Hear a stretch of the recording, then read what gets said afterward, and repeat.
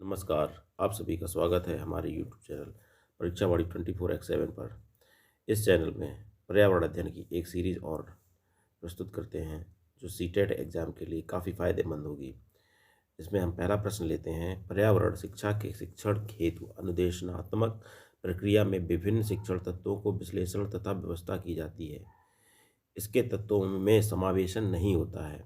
तो इसके 4 ऑप्शनों में से ऑप्शन नंबर 3 शिक्षार्थियों के व्यक्तिगत झगड़ों का, ये इसका आंसर होगा। चलते हैं अगले प्रश्न में।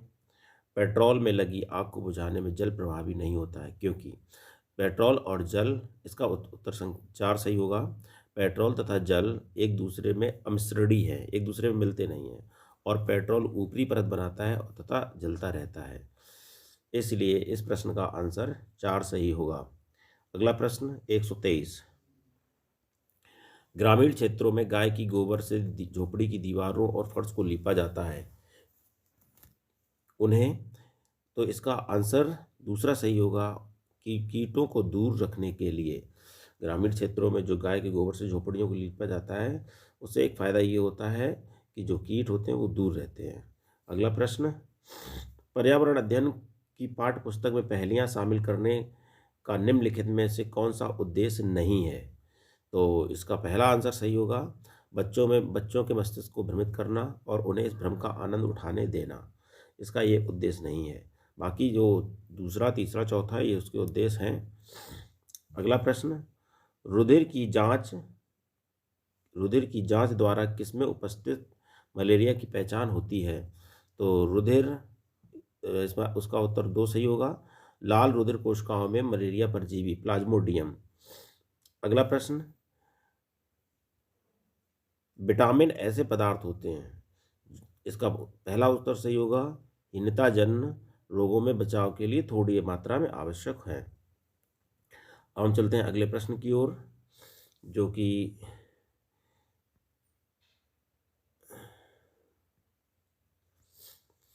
कक्षा में शिक्षिका एक शिक्षार्थी से ऊँट की चार विशेषताएं बताने को कहती है। शिक्षार्थी ऊँट की विशेषताएं निम्न प्रकार से बताता है। नंबर 1, ऊँट को रेगिस्तान का जहाज कहते हैं। ऊँट की त्वचा मोटी और शुष्क होती है। ऊँट बिना जल और पानी के कई दिनों तक रेगिस्तानी जमीन पर चल सकता है। और सामान्यतः यह एक प्यासा ऊँट एक बार में 30 गैलन पानी पी सकता है। शिक्षक द्वारा ये बताई गई विशेषताएं ऊँट में चारों विशेषताएं ही सही हैं, तो इसीलिए इसका उत्तर ऑप्शन 4 सही होगा। अगला प्रश्न, लोहे की कील पारे में तैरती है क्योंकि यह पानी में डूब जाती है, और जबकि यह पानी में डूब जाती है क्योंकि, इसका आंसर 4 सही होगा। यहाँ पर संबंध घनत्व से है। पारे का घनत्व पानी के घनत्व से अधिक होता है, इसीलिए लोहे की कील पारे में नहीं डूबती है। अगला प्रश्न, गोताखोरों द्वारा सांस लेने में प्रयुक्त होने वाली गैस कौन सी होती है? तो गोताखोरों द्वारा सांस लेने वाली प्रयुक्त गैस ऑक्सीजन तथा हीलियम होती है। अगला प्रश्न,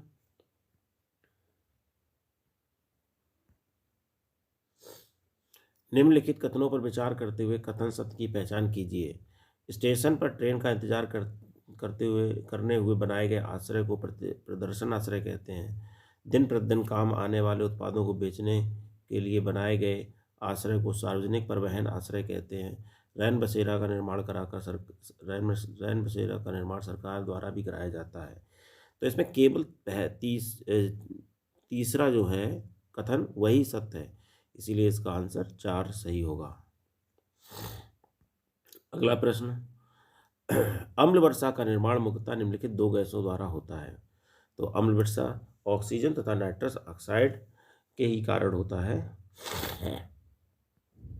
अगला प्रश्न, पानी में क्लोरोफॉर्म की मात्रा दर्शाती है। पानी में क्लोरोफॉर्म की अधिक मात्रा दर्शाती है मानव निर्मित कचरे द्वारा जनित प्रदूषण। अगला प्रश्न चलते हैं अगले प्रश्न की ओर, और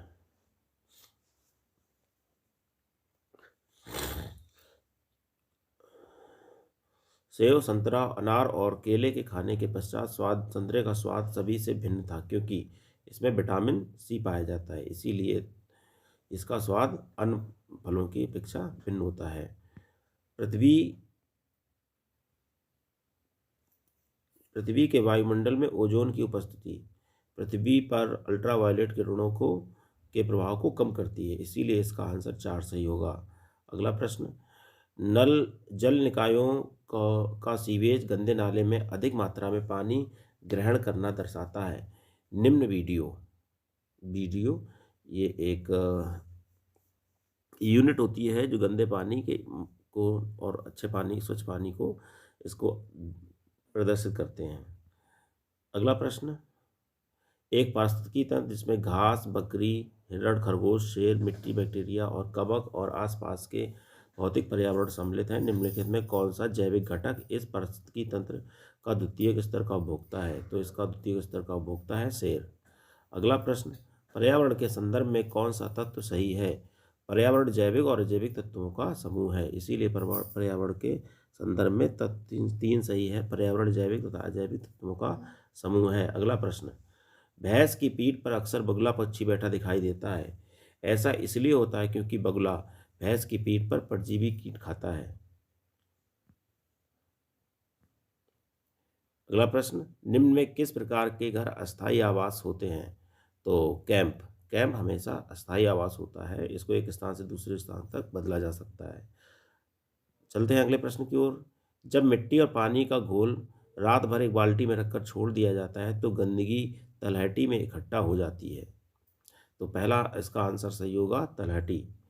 अगला प्रश्न, हमारे आस पड़ोस के तालाबों में स्थित पौधों की संरचनाएं होती हैं।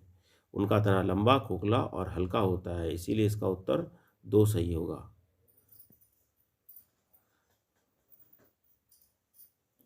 नीचे दिए गए आरेख में औपचारिक शिक्षा को प्रदर्शित करता है।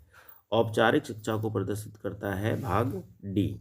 औपचारिक शिक्षा में माध्यमिक शिक्षा, प्राथमिक शिक्षा, उच्च शिक्षा तीनों शिक्षाओं को सम्मिलित किया जाता है, इसीलिए बीच वाला ऑप्शन डी सही होगा। पर्यावरण शिक्षा से क्या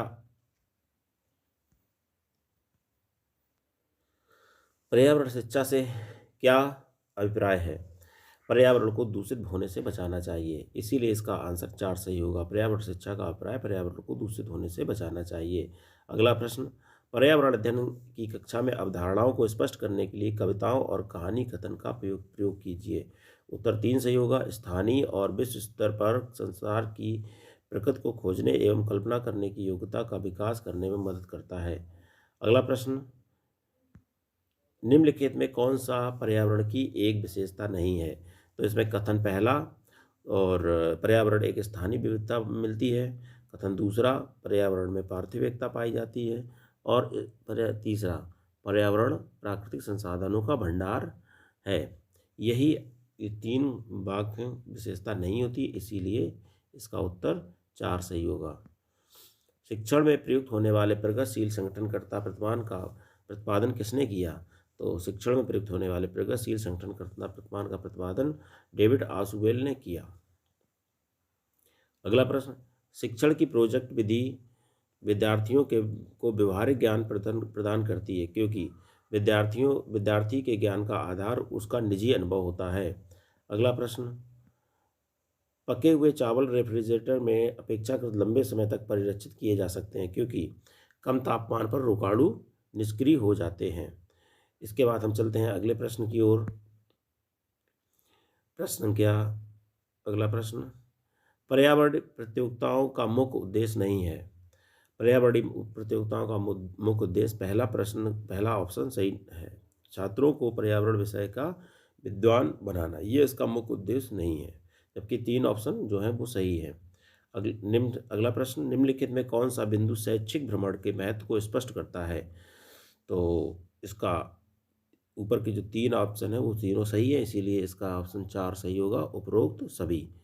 तो इस प्रकार आपको हमारा अगर ये सीरीज़ पसंद आ रही है तो हमारे चैनल को सब्सक्राइब करें, लाइक करें। धन्यवाद।